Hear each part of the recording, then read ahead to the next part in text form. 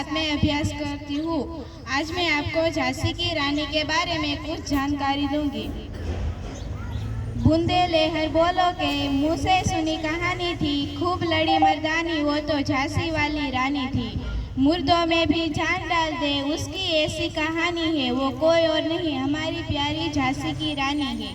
माननीय अतिथिगण, शिक्षकगण, मित्रगण और मेरे प्यारे भाइयों एवं बहनों, सभी सम्मानित जनों को मेरा प्रणाम।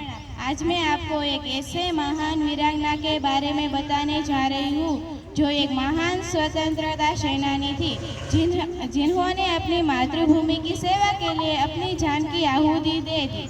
रानी लक्ष्मीबाई भारत की महान स्वतंत्रता सेनानी तथा बहादुर वीरांगना थी। उन्हें झांसी की रानी के नाम से भी जाना जाता है।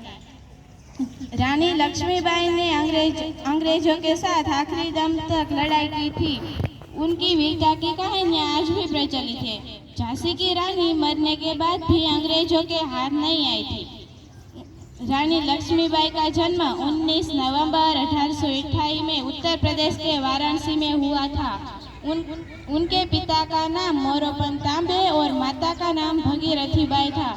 उनका असली नाम मणिकर्णिका था और सभी उन्हें प्यार से मनु कहते थे।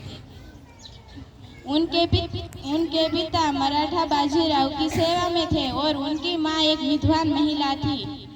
छोटी सी उम्र में ही रानी लक्ष्मीबाई ने अपनी माँ को खो दिया था। तभी से उनका पालन पोषण उनके पिता करते थे। उनके पिता ने बचपन से ही हाथियों और घोड़े सवारी कराई थी। नाना साहिब और तात्या टोपे के साथ रानी लक्ष्मीबाई पले बढ़ी थी। उनका विवाह झांसी के राजा गंगाधर राव से हुआ, जिसके उपरांत उन्हें झांसी की रानी कहा जाने लगा।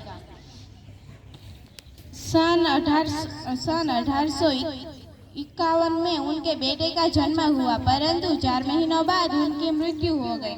2 साल बाद सन 1853 में उनके पति की बीमारी के कारण मृत्यु हो गई। जब गंगाधर राव की मृत्यु हुई तब रानी लक्ष्मीबाई की उम्र केवल 25 वर्ष की थी। छोटी सी उम्र में ही उन्होंने सारी जिम्मेदारियां अपने सिर पर ले ली।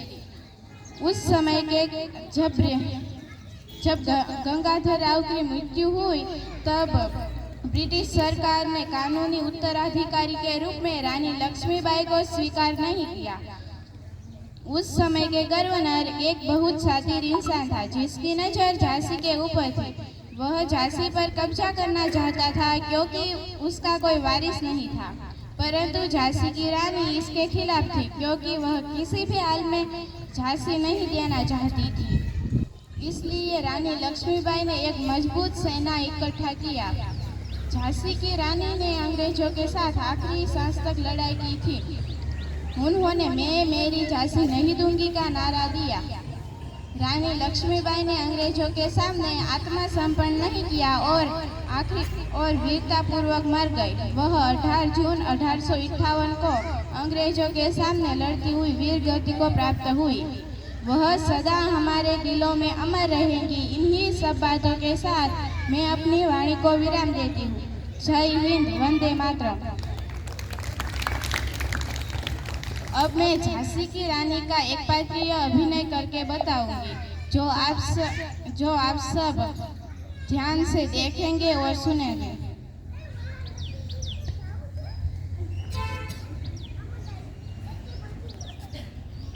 6,000 कीमत लगाई है अंग्रेजों ने हमारी अनमोल झांसी की। वे चाहते हैं कि हम झांसी उनके हवाले करते, हरगिज नहीं।